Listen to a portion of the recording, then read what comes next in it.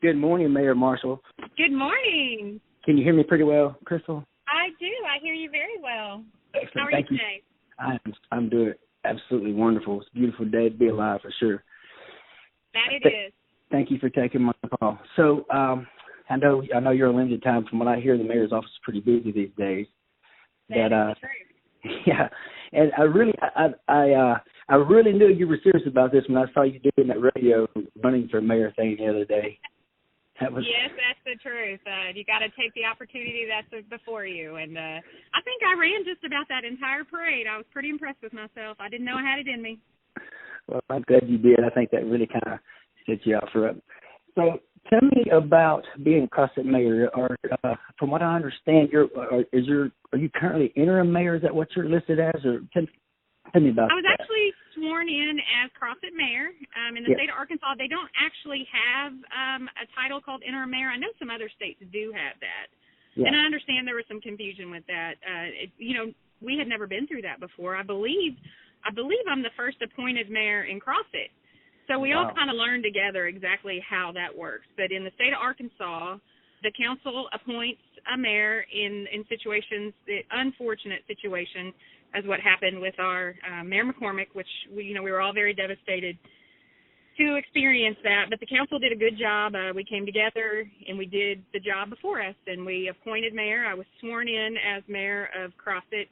I believe it was on April 21st by the Honorable Judge Bradshaw. And what's really neat about that is she was appointed judge in the same kind of situation. So until we have a special election, that I am sworn in as the mayor of Crossett. I think that was Judge Johnson. Now, there were some rules for that. Some people probably, speaking of that, probably did not understand the rules of how the mayor was to be selected in that case. Can you tell us about how that happened? Really just a registered and qualified voter, and it was just council went into executive session, and it's actually a violation of state law to discuss anything that happened in that executive session. So I can't do that. But what I can tell you is that, we came to a consensus in the executive session, and then after that, the council comes back into the public meeting, which is a matter of public record. It's audio recorded, and then the minutes are documented in a written format. And at that meeting, we voted to formally appoint me.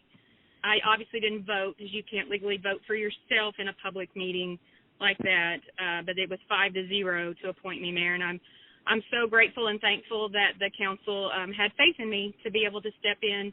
And again, the unfortunate situation that we were in, I think everybody here in Crossett wishes things would have been different, and our Mayor McCormick were still with us, but we just had to do the job that we signed up for, and I'm grateful to everybody on council. It was a really difficult position for us all to be in, and I'm proud that we all just stepped into our responsibilities and just executed it to the best of our ability. Well, definitely, hey, congratulations as well.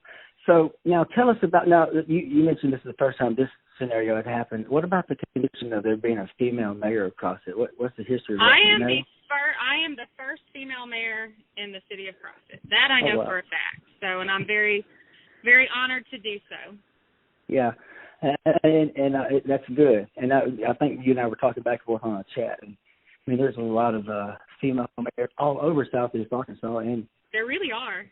Which is good to see, for sure. Now, tell me about being mayor every day. What does that job look like on a regular, everyday basis? I can tell you I feel a huge sense of responsibility and duty to every citizen of not only Crossett, but to some degree Ashley County. I think that we are a unit. We are powerful when we are together, and we are very interdependent here. So I see people. I'm not checking to see whether you're a citizen. It's really not relevant. You come see me if you have an issue. You call me if you have an issue, if you have a concern, if you have an idea, if you have a question.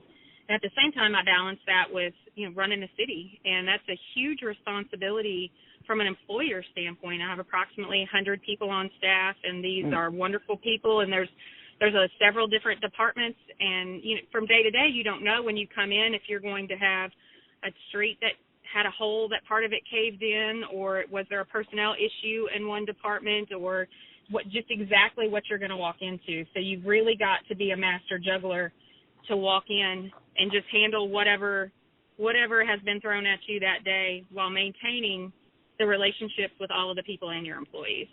So I kind of feel like a juggler, and I just try to keep all the balls in the air and everything at least moving to some degree. We can't do everything as fast as I wish we could, but as long as we're making incremental improvements, as long as we're keeping things in motion, then I feel like we're headed the right direction. Yeah, I would imagine that's just from the mayors I've spoken with. It doesn't matter how small or big the town is. It's almost you got to have a passion to go into it. I would guess, just from dealing with the leadership ability to keep the town moving forward, specifically in the time that we live in now, for sure. Absolutely, and a real tolerance for listening to your people, because there's going to be an enormous amount of concerns, and some of these may have dated back for 10, 15 years for different people, and there's a lot of emotion tied in to that, and you've really got to understand and connect with the people and be really honest with where you can help them and where you're not able to help them. But regardless of the outcome, you always listen and you always try to unite and build them on your team. We're still on the same team. Even if at the end of the day we agree to disagree on a particular issue, we're still teammates, and that's so important. Mm-hmm. Yeah, and I bet right now with 5 people running, I believe it is that, even this is all over with, everybody still has to be friends and keep the city moving, because a lot of people are tied up with different leadership roles, as I understand. Absolutely. We are Team Crossett, Team Ashley County, Team Southeast Arkansas, and, there's a lot of wonderful candidates. They're good people, and regardless of how this ends up, we're still a team, and it's so important, maybe even more important, to come back together and work together. We all have the same goal and mission. We just may have different ideas on how to get there, but we all want the best for our region. So I know we're closing on time. I wanted to make sure we stick to the time. I know you're very busy, but let's I shared with you some of the poll results that we had received from Ashley County now, from the people of Ashley County, on questions that we wanted to ask you. And of course, a lot of people want to know who you are, what you represent, and so tell us who you are at first. Just kind of give an idea of who Crystal Marshall is. Well, I am the proud wife of Courtney Marshall. He was born and raised in Crossett, and that's how I made my way here. His parents are Betty and David Marshall. I hope you have the opportunity to know them. They're amazing people. Miss Betty worked for First State Bank for many, many years, and Mr. David worked at the paper mill for, he retired from there. We are the proud parents of 9-year-old twin girls, Reese and Reagan, and they are the absolute joy and light of our lives. We moved to Crossett almost exactly 6 years ago. We met at corporate Walmart, and I knew from the day I started dating Courtney that if we were going to be together, that Crossett was going to be my forever home, and I always looked at it that way.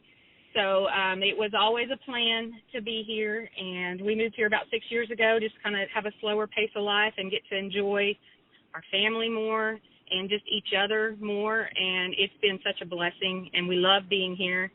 Really, since about the day I got here, I've been just looking around and thinking, how can I help? How can I be a part of this, my new home, my new forever home? And I joined Junior Auxiliary, I think, about within the first year, and that's a wonderful organization, and I've really just thrown myself into that, and I started attending city council meetings just to learn and see how could I help and how could I be a greater part of this town, and it just kind of evolved from that into being approached to run for council, and I thought, I love a good adventure, and I love to help, so why not? And that has been a life-changing experience, and it's just led to one project to another, and as I saw a need or somebody brought me in asking for my help, these relationships built, and then we just got a lot of things together, we got a lot of things accomplished, and I'm just excited to see how much more that we can do working together, because there's so much potential here. And I want to see us grow to be a bigger leader in the state, and we're on our way.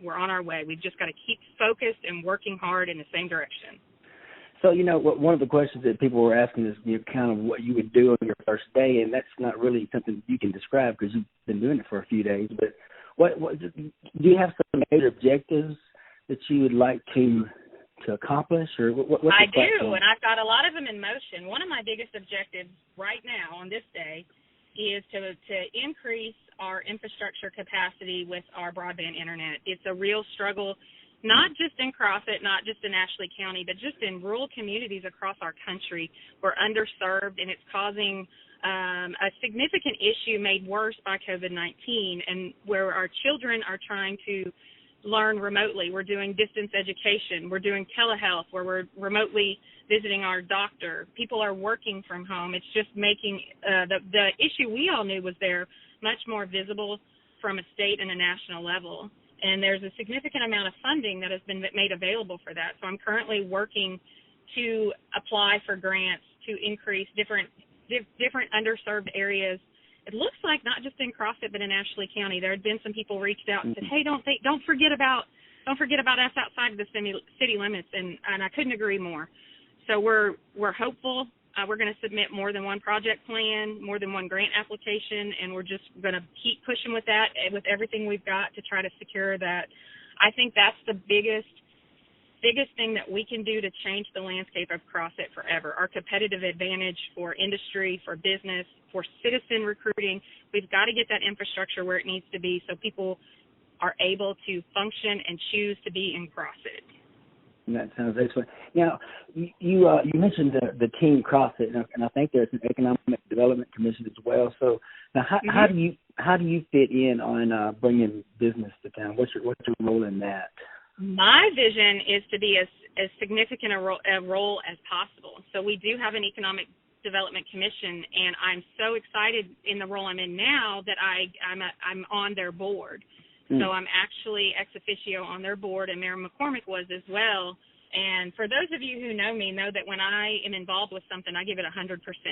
And I see no reason why this would be any different. You know, I know we have COVID-19 restrictions right now, but I have so much faith that is going to improve. And I want to be out there advocating for Crossett. I want to be out there recruiting industry. I want to go on trips to meet with these CEOs and show them and express to them that all Crossett has to offer. We are such an incredible community here with our port, with our railroad, with our new highway system coming in. We have an incredible talent pool. We have so much to offer. We've just got to get that in front of the right people, and you never know where a conversation is going to lead. So calling industry at the same time that we're increasing our infrastructure like we are with our wastewater project. That's going to allow large water users to be able to come in and set up plants. So we've got that infrastructure improvement going. We're working on the internet. You know, we do all of these at the same time that we're out there advocating and recruiting. And it kind of goes back to the juggling of the balls that I was talking about. You've got to make sure you've got everything up in the air at the same time and don't let one drop, because when you start dropping them, then you get left behind. That is for sure. Now, you know, there's a bunch of other questions that people were asking, but you talked about infrastructure, and it seems like there's some highways that are being built to kind of widen the funnel into Crossett. What do you know about what's going on with the highway around and surrounding in the area? Well, I'm working with the highway department really well. I have to say that since I've taken office, I've been a little skeptical that they might start not taking my phone calls, because I call them almost daily.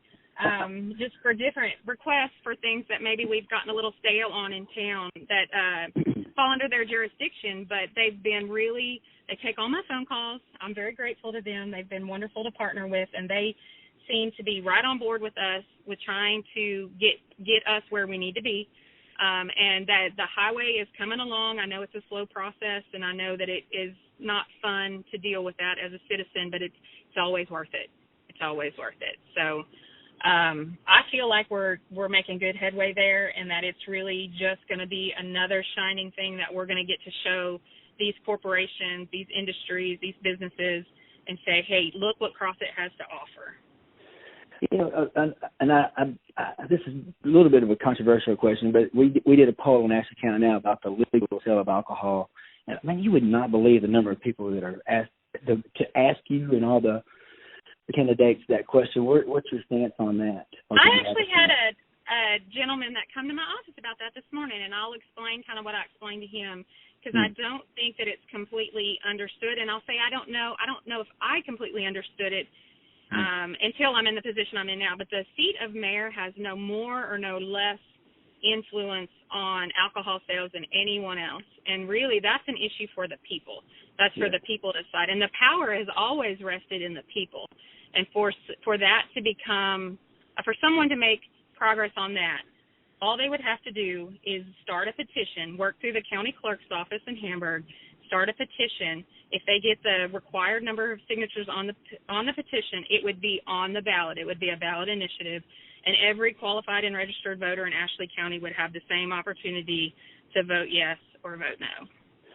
That's great. So now I got two final questions for you, and I'll kind of give them to you up front and making time both together or however you want to do it. But you mentioned you guys moved here 6 or so years ago.